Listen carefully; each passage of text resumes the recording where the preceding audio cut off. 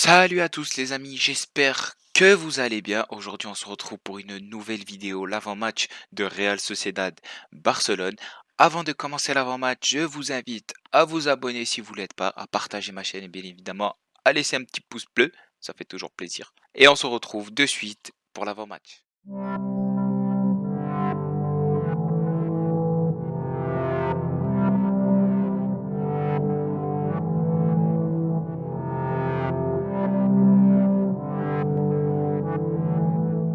Le tirage au sort de la Ligue des Champions est sorti. J'étais vraiment dégoûté, dépité, malheureux. J'étais au fond du trou quand je n'ai pas vu ce logo dans les quarts de finale. Ça m'a vraiment mis au fond du trou.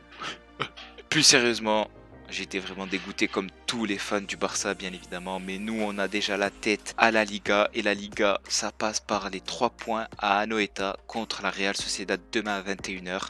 Il va falloir que le Barça aille là-bas et ramener les 3 points. Ils l'ont déjà fait contre Séville pour preuve que le Barça peut se déplacer et peut ramener les 3 points contre une équipe très haute qualité. La Real Sociedad est les 5e, ils vont s'arracher pour jouer la Ligue des Champions l'année prochaine. C'est une équipe très joueuse, très compliqué d'aller là-bas et de rapporter les 3 points. Je pense que le dernier match du Barça contre la Real Sociedad à Anoeta, ils ont fait 2-2. C'est une équipe très offensive, surtout à domicile. C'est pas pris beaucoup de revers cette année à domicile, à part contre Manchester United. Là, c'est pris le clou.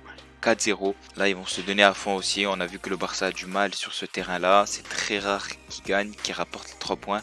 Et là, malheureusement, ils sont obligés parce que on a vu qu'auparavant, au fil de la saison, le Barça a perdu des points bêtement contre des équipes plus faibles. Là, il n'y a pas trop le choix en fin de saison. Chaque point coûte très cher. Du coup, il va falloir aller là-bas et ramener la victoire. Du moins, je l'espère. Je prie pour ça. On va revenir bien évidemment sur tous les points.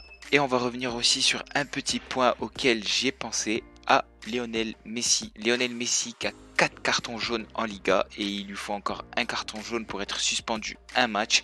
Là, s'il se prend le carton jaune demain, il va être suspendu dans 20 jours contre Valladolid à domicile.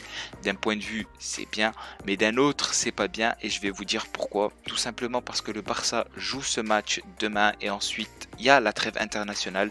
Alors, il y a beaucoup de joueurs qui vont aller en équipe nationale, mais les Sud-Américains n'iront pas eux en équipe nationale. Je pense que c'est à cause du Covid, il me semble.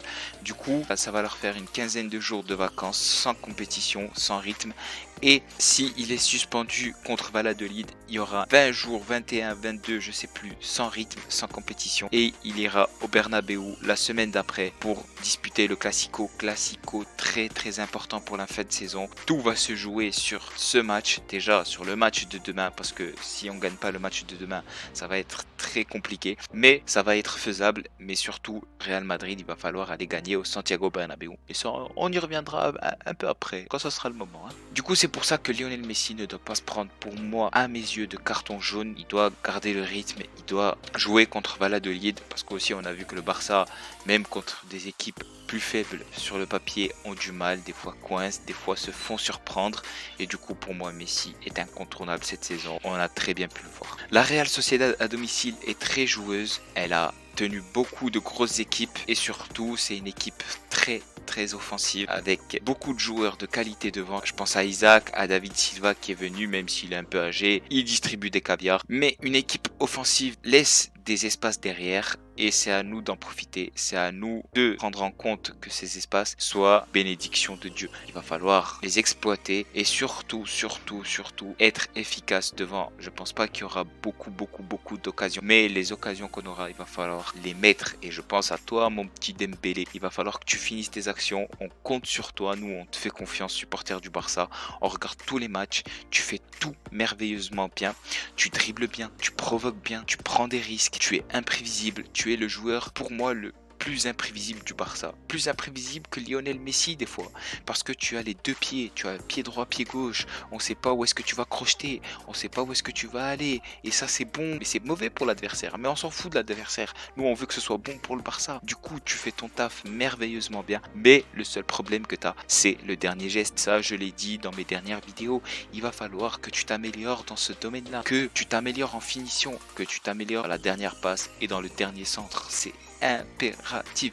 Si tu as cette qualité-là, mon cher Dembélé, si tu regardes la vidéo, je te promets que tu peux être le futur Ballon d'Or, que tu peux être le futur Messi. Non, jamais, tu peux pas être le futur Messi, c'est impossible. Le GOAT, il y en a qu'un. La finition va être très importante pour ce match, et pour ça, je vais vous donner ma composition avec un retour que j'ai attendu pendant longtemps, très très longtemps, comme dit un ami. Araujo est de retour de blessure, j'espère vraiment qu'il va pas rechuter, parce qu'on a vu qu'Araujo c'est la surprise de cette année les copains, hein, on va pas se cacher. Araujo c'est un mur, c'est le mur de Berlin, tu passes pas face à lui, c'est pas possible. Il est jeune, c'est ça qui est bien, c'est qu'il a encore une marge de progression, il peut encore progresser. C'est sûr qu'il a des lacunes, des fois il fait des fautes comme tous les défenseurs, c'est normal, mais pour moi c'est une grande surprise et ça fait plaisir de l'avoir avec nous et qu'il soit de retour. J'espère vraiment que ça va très bien se passer pour lui au niveau de sa blessure, qu'il va pas rechuter et qu'il va nous sortir une masterclass. Ter Stegen au cage, ça bouge pas, vous le savez, le mur de Berlin est au cage. Avec 3 défenseurs, j'ai préféré le 3-5-2 et je vais vous expliquer pourquoi. Araujo, l'anglais et Mingueza. L'anglais, c'est vrai, qui nous a habitués à mieux les saisons passées, mais aussi qui fait beaucoup d'erreurs cette saison. Vous l'avez remarqué, des pénaltys, des fautes, des erreurs de placement et on a vu que ça a coûté cher au Barça. On a perdu des points à cause de lui. Là, c'est vrai qu'il revient petit à petit, il revient de mieux en mieux ces temps-ci et je le préfère lui à Samuel Umtiti qui n'est pas en rythme et à mes yeux il n'a plus le niveau pour jouer au Barça. Avec les 5 milieux, Alba et Dest sur les côtés, Busquets, De Jong et Pedri en 10. On a vu que De Jong ces temps-ci c'est masterclass de sa part. En 5 il fait un taf de fou, au milieu il fait un taf de fou, sur le banc il fait un taf de fou aussi, même sur le banc il joue bien, c'est incroyable. Du coup je le mets avec Busquets aussi qui revient bien en ce moment, il est très très bien je trouve, mieux qu'en début de saison. Par contre Pjanic on va plus le voir, je pense pas qu'on va le voir d'ici la fin de la saison, à part s'il y a un blessé ou vraiment pour faire tourner l'effectif, parce que Pjanic on a vu que il nous avait fait 1 ou 2 bons matchs il me semble, mais après le reste c'était vraiment très très faible. Je pense pas que Koeman va vouloir le garder la saison prochaine, surtout que il y a le retour de Prédalenia, il y a Moriba qui monte en puissance, Riqui Puig qui est jeune, je pense pas que Pjanic va rester les amis. Et les deux devant bien évidemment, Messi et Dembélé. Alors j'ai choisi Dembélé comme je vous ai dit à la place de Griezmann, tout simplement parce que Dembélé a une vitesse, a une percussion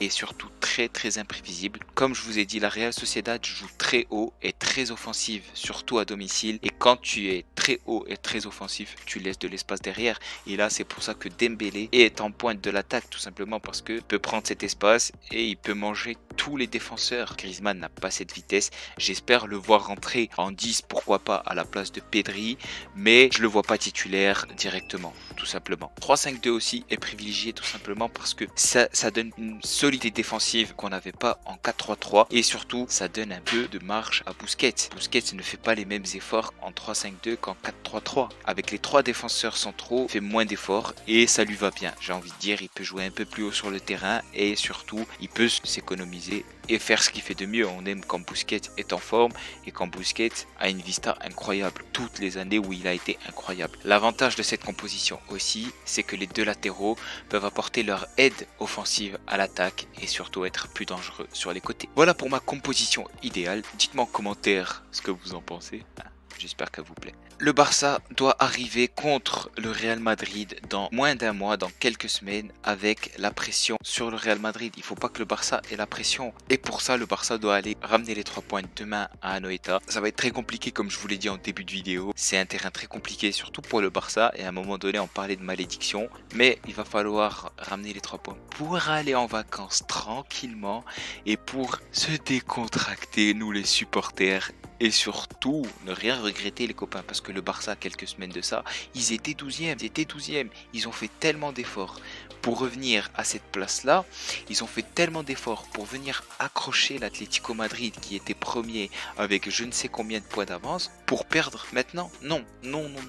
Moi je ne veux pas. Il va falloir que le Barça se donne à 4000% pour amener les 3 points contre la Real Sociedad. Et moi, j'y crois au titre de champion. Voilà les amis, j'espère que cette vidéo vous aura plu. N'oubliez pas de mettre un petit pouce bleu. Et pour rappel, la vidéo sur Oscar Mingueza arrive dans la semaine, demain ou après-demain, sans faute. Le montage est en cours, j'y travaille. Je fais mes petites recherches au niveau du joueur, j'ai envie d'en apprendre plus. Je remercie cet abonné qui m'a demandé de faire une vidéo parlant d'Oscar Mingueza et je le fais avec grand plaisir. Voilà, passez une très très bonne journée. Visca el Barça, ciao.